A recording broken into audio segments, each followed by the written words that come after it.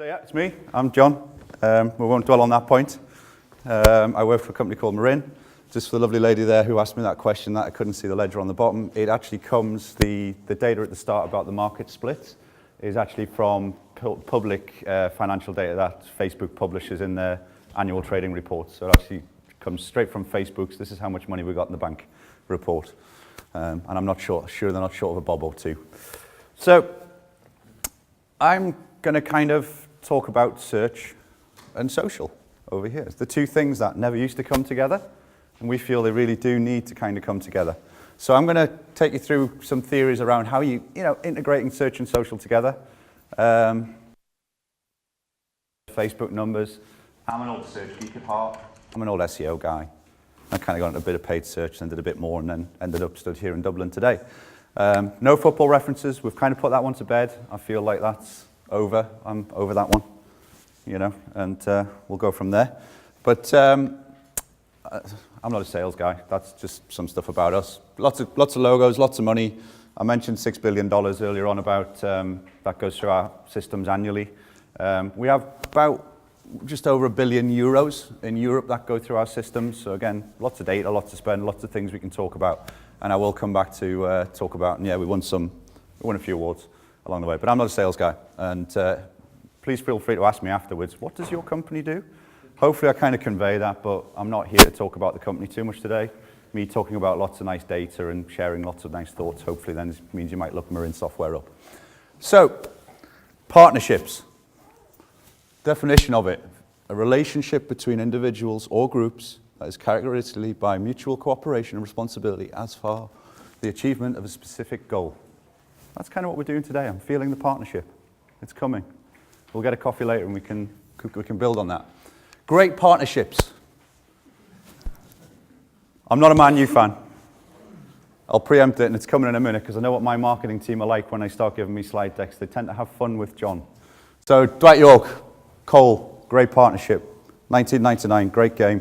Resulted in a very large trophy, and what a terrible season they had last year. It's a shame, isn't it, really? I'm a Newcastle United fan.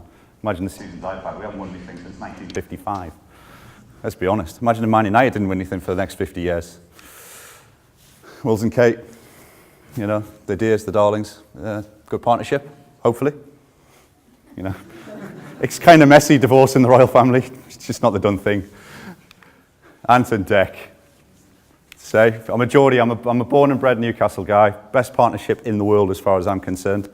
Also, my marketing team, because I'm from Newcastle, try to put things into slide decks to do with Newcastle. I'll be honest, who's heard of Geordie Shore? No? It's not how Newcastle is. Geordie Shore, that horrible show, fly on the wall thing. Lots of rather badly tanned people doing silly things with alcohol. They keep putting references to that in my slide deck, so they've been quite tame today with that in deck. Search and social. I'm going to coin a new thing. We're going to do a lot of this today. I should have wrote it on my hands, actually, and I could have been stood here doing it. But we truly believe that this is one of the greatest partnerships out there, or one of the partnerships that people kind of haven't realized yet. And there's a lot of opportunities to do that. So we'll talk about it. I mean, when we talk search and we talk social, obviously we live in a hugely Google-orientated world, in the world of search. I mean, they've got a massive office here in Dublin. It just seems to keep getting bigger. I remember coming first time I came over and they had this little tiny office that had just opened. I actually came for the opening. And now they have like literally Google Street kind of thing, and it just keeps getting bigger and bigger. So fantastic, things to see. But and Facebook's obviously here and getting bigger as well. 50% of total media budgets, search and social. 50% of the marketers, will increase that. 6 billion Google searches, Martin mentioned that figure, on a daily basis. 1 billion daily Facebook users, number 1 and 2 mediums or media for ROI, and 75% see as critical for cross-channel. And that's bringing in old media, new media, everything like that. This is a really little funky tool as well, actually from Google. Google builds really cool little tools on URLs, and I don't know whether, can anybody see a URL at the bottom of that page? That's a shame. That was the URL to get to this tool. So I presume we'll get the slide decks afterwards. Google just built this little tool, so they're kind of looking at their data on a global basis. And what I'm kind of just trying to set the scene here with and open with is effectively, everyone looks at social, and kind of like Martin said, you look at post view and all that sort of side of it. Social really does feed a lot of things. So outside of display over here, For every click that results in a purchase on a social ad, social will assist with 2 other clicks to purchase in other media. Does that make sense? I know it's Friday. We'll maybe need another coffee. But what I'm trying to say here is social really, really can feed all of the other stuff we do. And we, as Marin weekend, we looked at the data, and we'll talk about it later.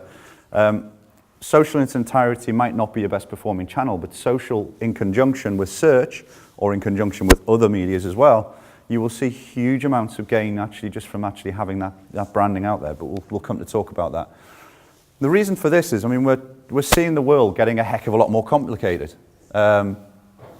Typical sorts of things and get involved. We know that Google drives a lot of conversions. Yahoo and Bing as search engines are pushing hard and clinging on in there. Twitter, Pinterest are really interesting. I think Martin mentioned Pinterest as well. We see a huge amount of traffic getting driven to search engines and conversions from Pinterest. A year ago, everybody kind of went, what's Pinterest? Now the world is Pinterest. Everybody's picking pictures up there. If you're working for a company, or you're working with companies as an agency that have fashion brands or high-end products or things that take nice pictures, Pinterest drives huge amounts of traffic and huge amount of interest in pictures. So start to consider that. A few numbers, these are Google-orientated numbers. 47% of revenue comes from purchases made over more than one day. Makes sense. 65% of revenue comes from purchases made in more than one step. And steps can be anything. This is when we start to look at attribution, we look at path to conversion, what affects, because we went last click wins. We know a lot of it just converts on search. Bless you.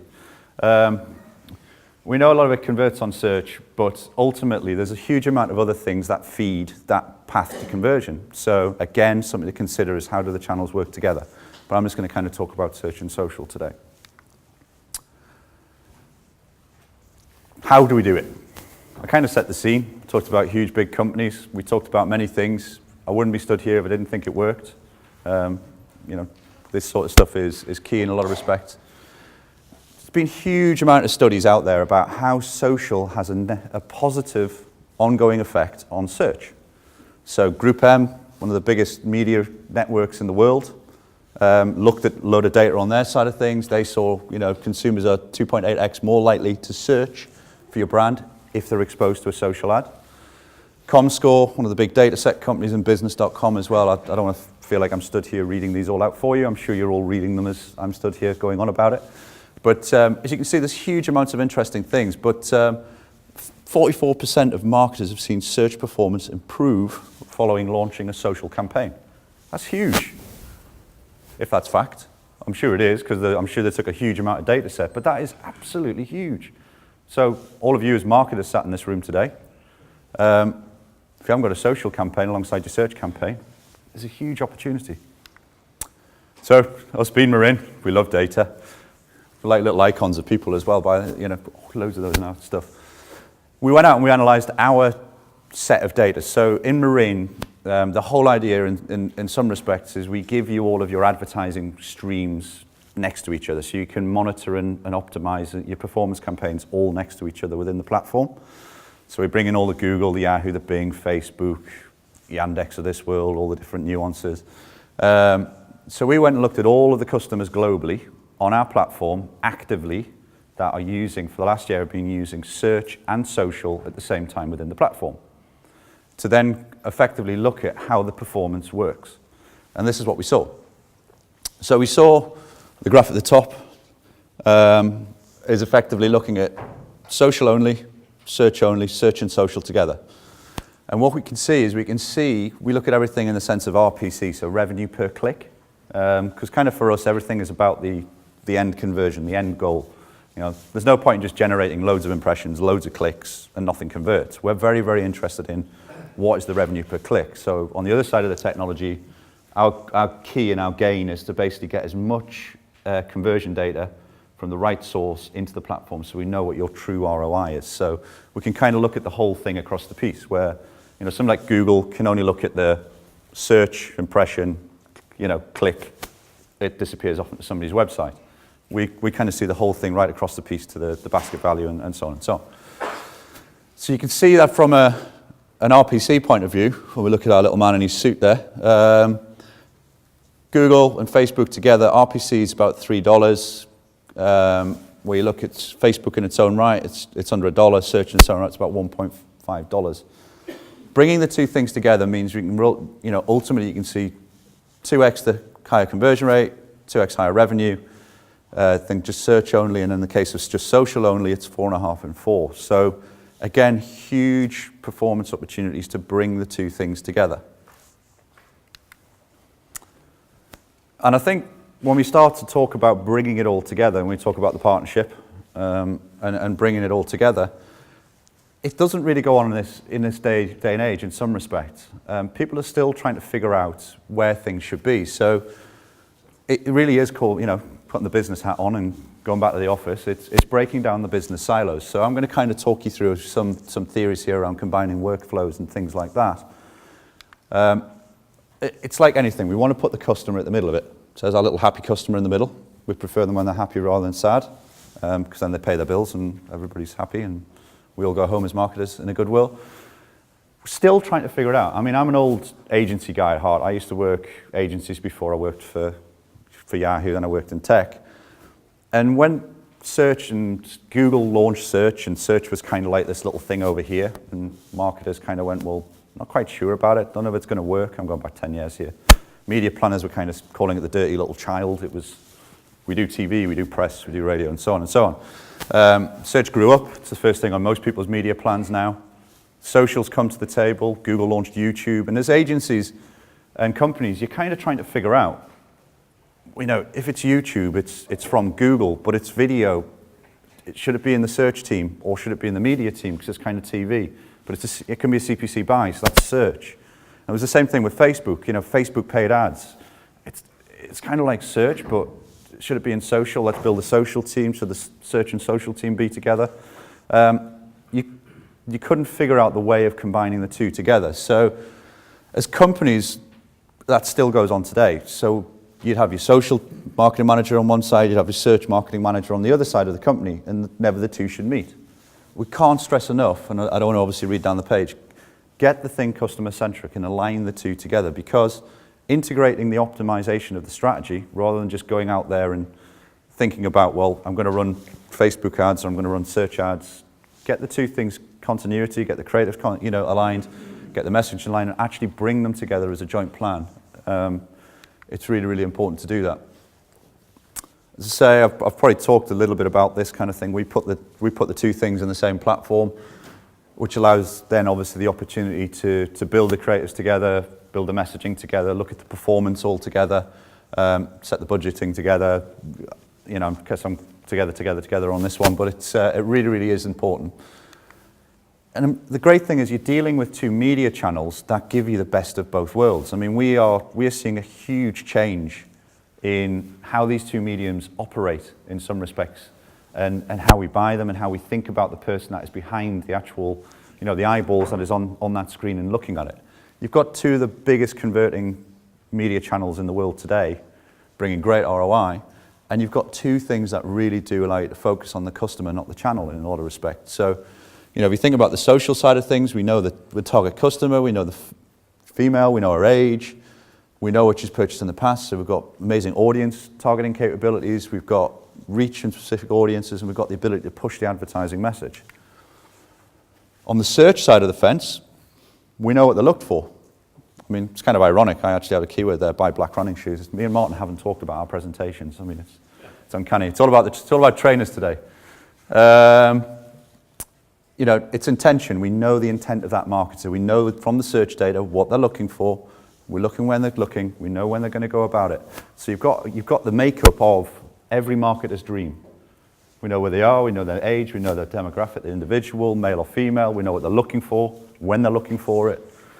So it's really key as to how you bring those two channels together and lock them in. So something which we coined at the start of 2014 is a terminology called audiences are the new keywords. And me being an old sort of digital marketer that loved working on the display side with demographical data and how you can bring things together, Facebook's a really interesting place to do that. The key is that you need to find out, as Martin was saying, is the intent data behind search and who that person is. So we know there's enormous amounts of searches, 6 billion a day. But what we don't know is that within that, there's 100,000 searches on, let's just say, in Ireland on running shoes a day. Maybe, I'm making numbers up now. But what we need to know is we need to know who the person behind those searches are, because we're all different people. We're all different ages. Some of us are older than young. I wish it was young again. We don't really know who those people are. But what we want to do is we want to involve DMP data or data that's out there in the marketplace today to really understand the person behind the keyword, their age, their sex, where they are, and how they're working. So a way that we do that at Marin is, obviously, we'll talk through the diagram. We know the search occurs for black running shoes. We bring that data into Marin, so we know the keyword ultimately. What we do is we then integrate with something called Bluekai. And Bluekai is a DMP audience data platform. Has around about 400 million individual lookups within it, which lets you know who is that person. In the UK, it's about 46 million. They track about 46 million people, active internet users. So we can very, very quickly start to go, well, the person who searched for this keyword is this person, be it male, be it female. What that allows us to do then is ultimately start to build those audiences, start to build and find out the behavior of that person, build lookalike audiences, find like-for-like people that if the conversion is good, we can actually then build that out even further. And then that allows us to actually push that out and retarget it in areas like Facebook FBX, RLSA ads from search. So as a marketer, this is kind of like, in some respects, the holy grail. It doesn't just, in some respects, solve that device thing, mobile to desktop, but Bluekai, the reason that we went to Bluekai was they actually hold individual references for mobile and desktop as well, so you can kind of get a feel for what the device is in some respects as well.